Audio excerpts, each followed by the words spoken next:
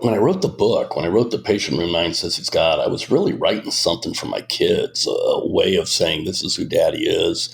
This is my life. This is why I'm sometimes in a piss poor mood and why I miss some of your ball games and can't do stuff. And maybe I'm not as, interactive as I could be as a father. It was something that I wanted to leave to my kids.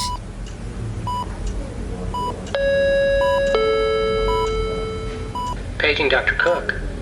Paging Dr. Cook. Dr. Cook, you're wanted in the OR. Dr. Cook, you're wanted in the OR.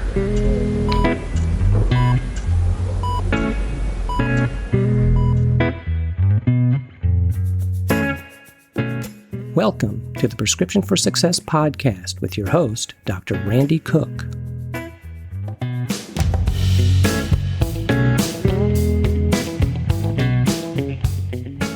Hello, everyone, and welcome to Prescription for Success. I'm Dr. Randy Cook, your host for the podcast, which is a production of MD Coaches, providing leadership and executive coaching for physicians by physicians to overcome burnout, transition your career, develop as a leader, or whatever your goal might be. Visit MD Coaches on the web at mymdcoaches.com because you're not in this alone. My guest today is not only a highly respected emergency physician, he's also a prolific essayist and author, and an uncommonly effective public speaker as well. He was good enough to sit down and chat with me about life in the emergency room and elsewhere. So let's hear my conversation with Dr. Louis Profeta.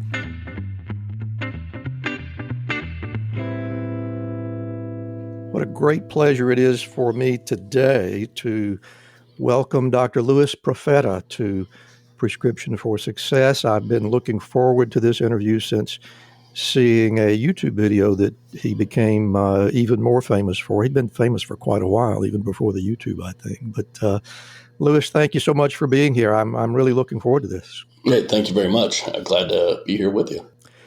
Well, let's get right down to business. Our regular listeners will already know that I like to talk about the story of your life, beginning with the origin story. And I got to say, your particular origin story is a little bit unusual. I know that in your early teens, life as a physician was not really part of the plan, but that changed with a rather catastrophic event. So why don't you just go ahead and take it from there? Give us all the details about where the idea came from. I was born in, a middle-class family in Indianapolis. Didn't have a whole lot, but, we never went hungry, certainly, and worked all my life. And I had aspirations of becoming some sort of great athlete. Actually, I was a gymnast, believe it or not. And so, I really didn't pay much attention to school at all. I mean, I was not a good student. I was not one of those kids who was on honor roll or that other parents would say, hey, why can't you get an A in algebra like, Louis Profeta did? And that wasn't me. I was just sort of skirting through school, barely, getting C's and D's, just enough to be able to compete and that kind of stuff. And I had aspirations of maybe even going to the Olympics one day in gymnastics. It was never going to happen. But, back then you can't tell that to a 14, 15-year-old. Nothing wrong with a dream. No, not at all. Not at all. And I ended up suffering a fall during practice and broke my neck and was critically injured. At a brief period of time, I couldn't move from the neck down. And I ended up in the hospital in a striker bed. I had, screws and tongs drilled into my skull. And I literally had no idea what I was going to do with the rest of my life. And an Olympic gymnast, Ron Gallimore, was one of the first African-American Olympic gymnasts, reached out to me and gave me some words of encouragement. And I literally decided, hey, I think I'll be a doctor. And watch TV. I think Indiana University was playing Purdue University in basketball. And my dad goes, well, what do you want to do about college? I said, I don't care. Whoever wins this game, I'll go there. Indiana won, so I showed up at IU. Decided I was going to become a doctor. My folks thought I was crazy because I was such a bad student. They suggested I take general studies classes and some business classes and stuff like that. But I said, hell with it. I'm going to become a doctor. And I just channeled all that energy into studying. And I had to go back and take a lot of remedial classes because I wasn't one of those kids who was in all the advanced science and biology and all that stuff. So I ended up going to medical school. Well, I'd like to go back to that broken neck event, if you will. I mean, you just sailed through it as if it wasn't that much of a big deal. But if you can just think back to what was going through your head when you were lying on that gym floor and you couldn't move anything, you couldn't feel anything, and even over the next few weeks, what was that like for a teenager? Well, at the beginning, I thought I was going to die. The pain and the labor, how hard it was to breathe. I thought I was going to die. And then after, a couple of days wore on, and I realized I was going to probably recover my movement, my arms and legs. Then I was sort of left with, that was my identity. This athlete, and that's who I was, and that was gone. It was like gone in an instant. And I just, I got some words of encouragement from people that I care about. And I said, well, this is what I was dealt. This is the hand I was dealt. And I got to, but I think I was more concerned about the fact I had no real skills. I was actually thinking about this at 17. I didn't have any other dreams or aspirations. Nothing really had crossed my mind about what I wanted to be in life. And so suddenly I was sort of hit with this prospect that I wasn't going to go to where I thought I might go for college, and certainly wasn't going to go to the Olympics. I wasn't going to be a gymnast. So what was I going to do? And I had always been a little bit enamored with the biological sciences and in medicine a little bit, but never crossed my mind as a career choice. And so I said, it's time to refocus, to take that energy that I have and just try to put it into something else. And that's what I did. I said, damn it, I'm going to do something else. It sounds like, and I want you to really correct me if I'm wrong, but it sounds as if you really never had a period of feeling sorry for yourself. You just wanted to figure out what the next step was going to be. Am I misreading that? Yeah, no, that's accurate. I felt sad that I lost what I lost, but I grew up Jewish on the east side of Indianapolis, and not very hospitable area, the only Jewish kid in school. And so I was used to being, I don't say beaten up, but beaten down a little bit. Mm-hmm. So I certainly wasn't going to let this stop me. And, I came out of the generation away from the Holocaust. So it was just a broken neck. So, and I had, it was one of those things in, I guess maybe your cultural upbringing. It's that I wasn't planning on being a schlub for the rest of my life. I was going to do something. I just didn't know what I was going to do. I hadn't really thought about that cultural or ethnic attitude that might have been a part of your upbringing, but it certainly sounds like that might have made a difference. Do you think so? No, absolutely it did. It's sort of ingrained in your DNA that average isn't acceptable. It doesn't have to be just average in terms of grades. It's just you need to be a good and somewhat, I guess, maybe exceptional person. Try to keep the bar moving, north, kind of speaking. So, that's what I want to do. I want to make my folks proud. I want to make my friends proud. I felt like I had a responsibility to my religion and for the people that went before me. And I wasn't going to sit around and just feel sorry for myself and say, okay, my life's over, and give up. I'll go find something else to do. Yeah, that sounds, that's a great story. And I appreciate you sharing it with us. The other thing that I'd like to ask is that you mentioned that you were not particularly scholastically dedicated. Certainly you were not stupid, but you were not, scholastics was not something that you really felt was there for you to be the driver. And I'm thinking that once you began to think about medical school, obviously that changed. And I wonder if you have any way to describe how you made that turnaround, how you began to get into the mindset of acquiring and sustaining huge quantities of information in the classroom. Was that a struggle at all? Well, it was at the beginning. I had to learn how to learn. I sort of tell people, I didn't have the benefit of really having done homework. I just turned in the bare minimum to get by in school. So I was really behind. I had some good sort of mentors around me that sort of gave me suggestions on how to process information and study, and I sought that out. But also, with like sports, I was really driven to succeed in this one area, and all I did was just channel that. It was no big deal for me to go and practice for 6 hours, so it certainly wasn't a big deal to go sit in a library for 6 and 8 hours. But to have that, I had a singular focus. Okay, here's where I wanted to be. In 4 years, I wanted to be in medical school. So I knew that every waking moment that I had to be studying. I sort of adopted this mindset that every time I wasn't studying, somebody else was. So, I mean, I got books on my own. I read them before I even started like physics books and calculus books. Before I even took the classes, I was going through the books and having friends sort of showing me how to do stuff. And I got better. I mean, 1A became like 5 A's. Next thing you know, I'm getting straight A's. And once you start to get that confidence that you can do it, it just snowballs. It becomes easier and easier, and you adopt these skill sets. And I think it works for 1,000 things in life. So it sounds like nowhere along the way was failure ever an option for you. You were going to push through regardless. The job was there to be done, and there was just no turning back. Is that? Yeah, I think that's accurate. But I also knew that even if I did fail, I'd still keep going. So, I mean, I failed on a lot of things, interpersonal things, a whole bunch of stuff. Sure, but, but what a great educator failure is. Man, it's highly undervalued. And I mean, I learned more in life by getting a door slammed in my face and my teeth knocked out than I ever got by getting a trophy. So. Sure. I mean, it sounds like that this turned out to be more of a really interesting challenge for you rather than a struggle, which is a good thing. But then I know also from reading some of your published material that toward the end of your third year in medical school, there was another, to say the least, catastrophic event in your life that had an impact on your future plans. And I'd like for you to go ahead and tell us about that. Are you talking about the Kmart incident? I am talking about the Kmart incident. Well, I was a third year medical student, and it was interesting.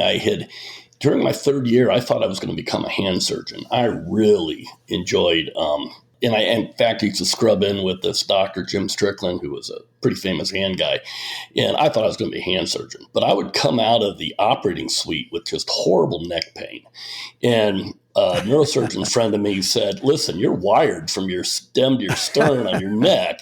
He goes, there is no way you're going to be able to hunker down over an operating table for hours on end. You're going to be a cripple by the time you're 50.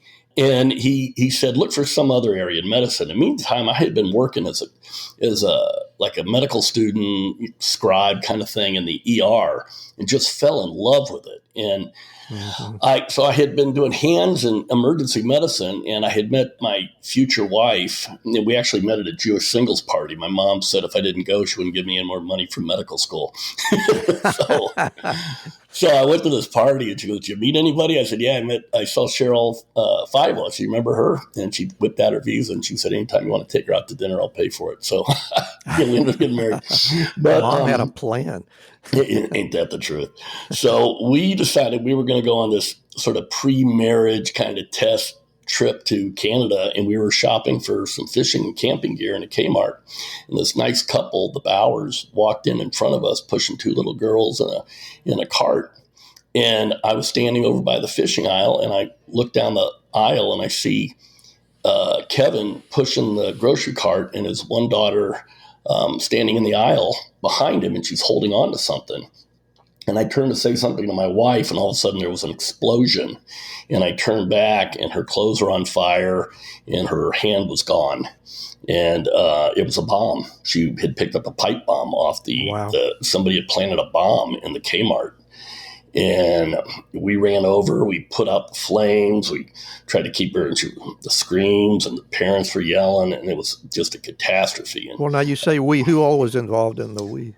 Well, my wife was there, myself, and then an off-duty firefighter, John Moriarty, showed up. He helped too, and we did what we could to try to just calm the situation down. And then we had to be driven home by the police because they wouldn't let us take our cars out. It was a big national story. It was the ATF was involved. There's a young man who was sort of disturbed, who committed suicide. I think shortly thereafter had planted a bomb as maybe a practical joke, and and that's what ended up happening. And so I went home and. Not really forgot about it, but I mean, we went home and we're like, oh my gosh, you wouldn't believe what happened. And then I woke up, and the next morning I go to the medical school, and there's all these TV cameras at the medical school. And I'm walking to my psych rotation. I'm looking at all the cameras. I said, man, I wonder what happened at the med center today. So I go to my psych rotation. All of a sudden, the some PR people ripped me out of the psych rotation, said, we got a bunch of, did something happen last night? And they held up a newspaper and said, Indiana University medical student saves girl's life in a bomb explosion. I'm like, oh my God, you gotta be kidding me. And so it became a national news story. But then I also realized I probably should get out and go do my residency in another state. This way, if I don't screw up, it won't say Kmart hero commits malpractice or something like that. I really wanted you to talk about that a little bit more because I have, I've pre-digested some of the information from your book, and it really had a huge effect on you, did it not? All this unwanted publicity. Yeah, it did. It caught me off guard. It's amazing. It's amazing how when I go back, if I read a chapter like that, realize I wrote that years ago, how our world is. I mean, we need heroes and villains, don't we? I mean, we always do. Somebody's got to be the hero. Somebody's got to be the villain. And it's amazing how quick the tide can turn. So, I just wanted to sort of move away and be somewhere else. And because everywhere we went, I mean, everybody knew who we were. I mean, we couldn't go to a restaurant or do anything. It was that big of a story. And by that time, too, I had started the interview trail for emergency medicine and had fallen in love with maybe going to Pitt and ended up going to UPMC. Hi, I'm Rhonda Crow, founder and CEO for MD Coaches. Here on RX for Success, we interview a lot of great medical professionals on how they grew their careers, how they overcame challenges, and how they handle day-to-day work. I really hope you're getting a lot of great information. But if you're looking for an answer to a specific problem, management or administration challenge, or if you're feeling just a bit burnt out, like maybe you chose the wrong career, well, then there's a faster way to get the help you need. No, it's not counseling, it's coaching. RX for Success is produced by MD Coaches, a team of physicians who have been where you are. I know you're used to going it alone, but you don't have to. Get the support you need today. Visit us at mymdcoaches.com to schedule your complimentary consultation. Again, that's mymdcoaches.com, because you're not in this alone. We'll get back to our interview in just a moment, but right now I want to tell you a little bit about Physician Outlook. If you haven't discovered this remarkable magazine, please do so very soon. It was created by physicians, for physicians, to showcase the intersection between clinical and non-clinical interests, whether it's writing, painting, cooking, politics, and dozens of other topics. Physician Outlook gives a physician perspective. It's available online and in print. It's really unique among physician lifestyle magazines. And like the Prescription for Success podcast, Physician Outlook amplifies the voice of any physician who has something to say. It also engages patients who still believe in physician-led, team-based care. And Prescription for Success listeners can get 3 months free when you enter our promo code RX for Success and select the monthly option at checkout. That's a really great deal on this stunning publication. And now let's get back to today's interview. And I know that sort of coincidentally, you came in contact with another individual who had a similar life event, and I'm talking about Richard Jewell, who was a suspect in the Atlanta Olympics. Yeah, strange. You want to talk about that at all? Well, I'm real proud of the small community north of our city in Carmel, Indiana. It's a little suburban enclave just north of where I live. And, when Richard Jewell was wrongfully accused of the Olympic Park bombing for a crime, that Eric Rudolph ended up, I think he's still in jail, right, for, I felt really bad for that guy. I mean, to me, it reminded me of like the Dreyfus affair. I mean, it had that kind of impact on me emotionally. And Carmel reached out to Richard Jewell and asked him if he would be in the parade to lead for like the 4th of July parade. And I was like blown away by that. And I remember talking to him. He thought it was a joke. He thought that some people were trying to punk him. And that nobody had ever really reached out and thanked him, and to watch all those people in Carmel give him standing ovations and applaud him and cheer him. I mean, even now, I mean, it kills me. It tears me up inside. I mean, I was really emotional, but they asked me if I would, myself and my kids would ride in the parade too. Sort of as a thank for what had happened years earlier. I'm like, yeah, okay, sure. And we did. And my kids didn't even know anything about it. They're like, why are we in this parade? Sure. But man, that was a sentinel moment in my life, meeting somebody like that. I mean, and I think the movie captured it great about, you take a simple guy and you make him into a villain when this guy saved countless lives. I mean, what a tragedy for our country. Really? Yeah. It's really a stain on it's probably the downfall of media could be pointed to the Richard Jewell event better than anything else. I was just going to say, I think it's a significant statement on how news gets made. And it sounds like on at least a smaller scale, that kind of overhype had an effect on you. I mean, you had lived your entire life and educated your entire life right there in Indiana.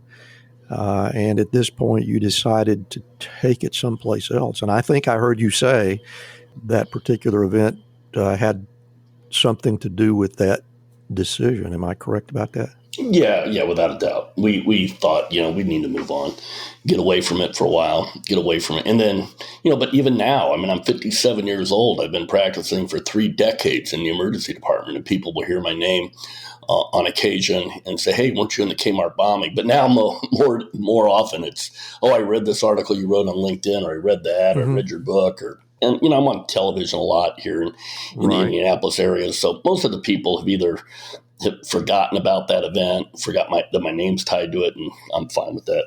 I don't think about it that much, to be honest. I mean, I've certainly had a lot more horrible things in my life, or seen a lot more horrible things than that, but that was pretty bad. That's for damn sure. Well, I'm glad to hear that there's been some good progress in that regard, and that brings me to the next thing that I really wanted to talk about, and that is for our listeners who are not familiar. You really are a prolific writer. You have a ton of essays on LinkedIn. You have a great book called what is it? The Patient in Room 9 Says He's God. Yeah. What a great title. Thank you. And the writing is just absolutely terrific. And the thing that I like the most about it is it's there for everybody. This is not just for medical people. This is the stories of the lives and the souls behind those events in the emergency room. And you're very rare in that regard in terms of the people that in the medical profession that write about what happens while they're on the clock. Have you got any idea what drew you to that avocation? Was it a way to blow off the steam, or did you just want people to know? What's the story? Well, when I wrote the book, when I wrote The Patient Room 9 Says He's God, I was really writing something for my kids, a way of saying, this is who Daddy is.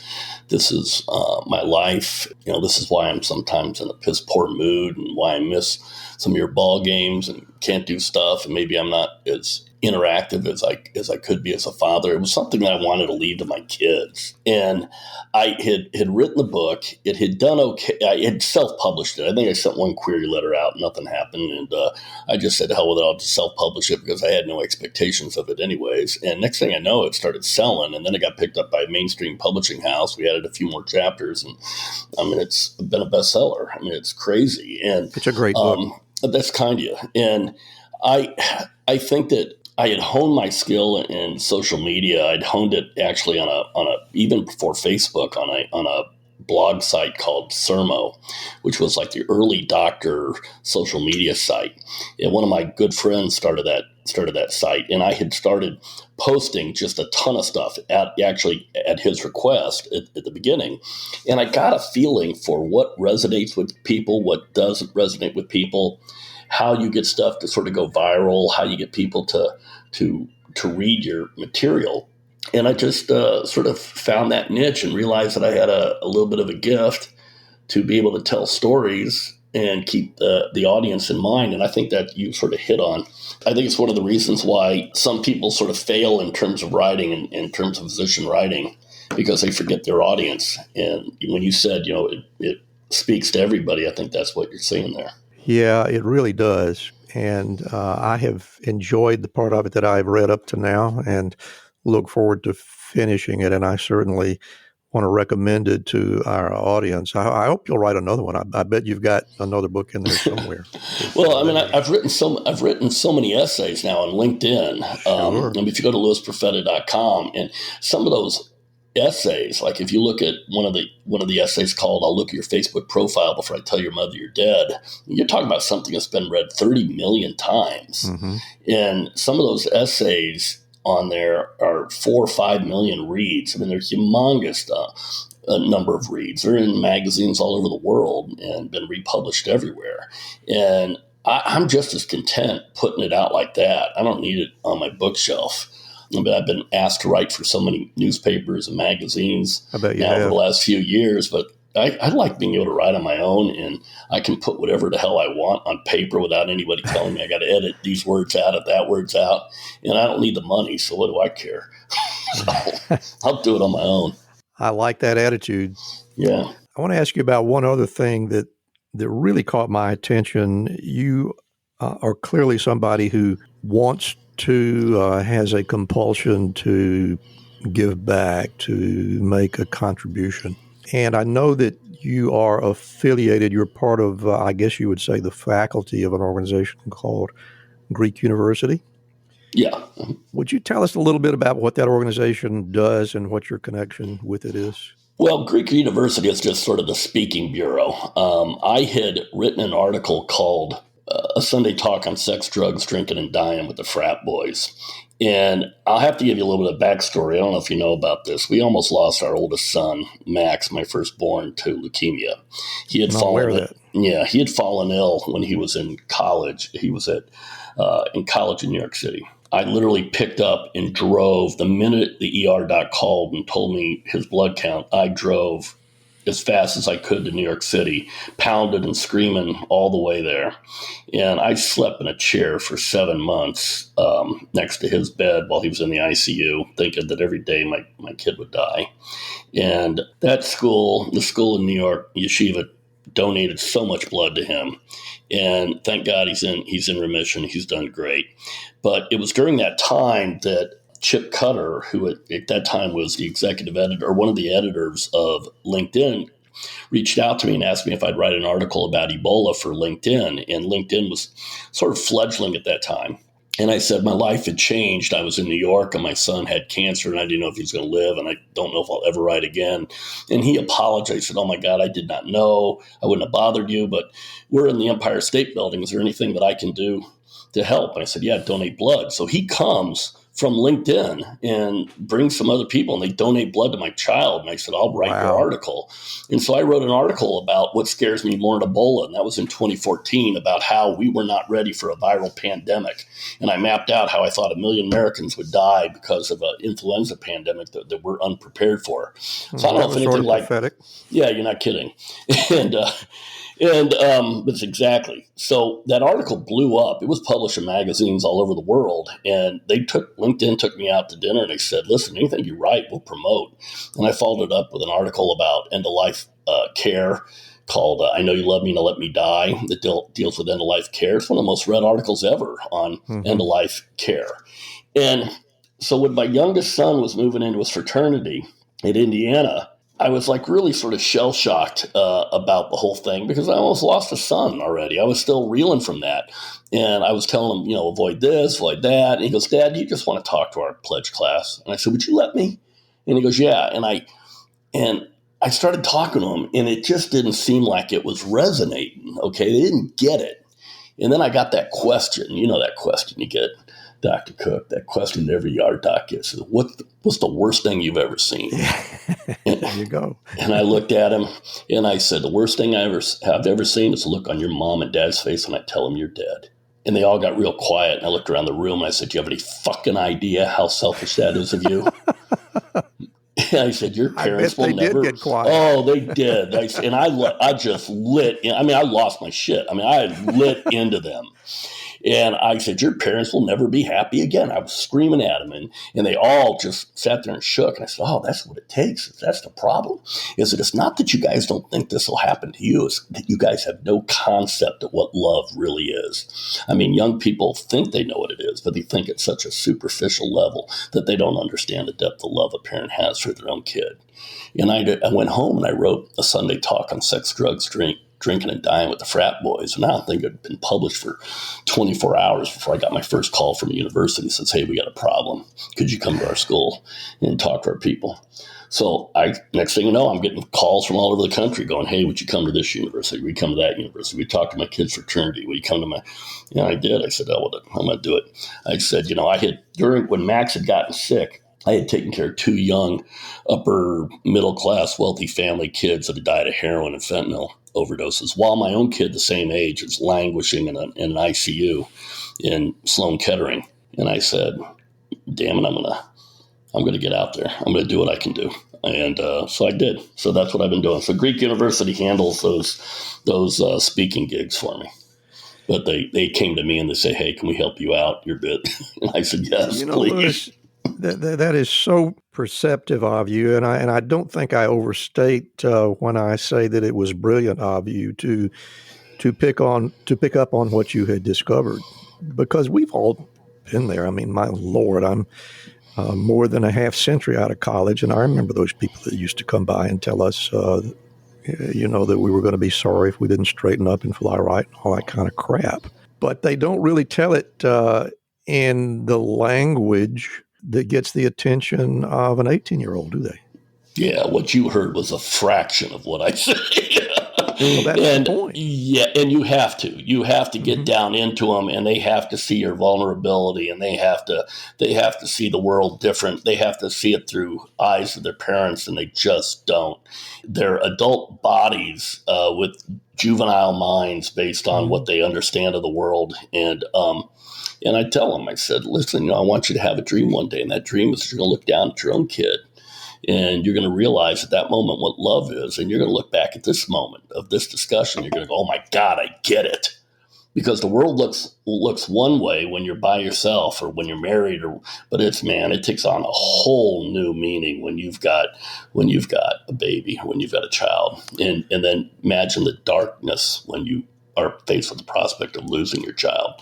And I just decided, I tell them, I said, I'll forget your face 5 minutes after I zip up that body bag, but I'll remember the screams of your parents for the rest of my life. Yeah, I think what you picked up on is that historically we have tried to speak to them sort of in their language and talk about how bad you're going to feel if you let your fraternity brother aspirate and die at the fraternity party or something like that.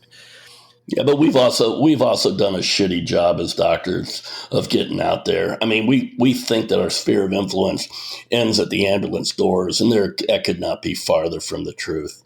Okay, and that's one of the things I'll talk about later is that sort of expanding your sphere of influence.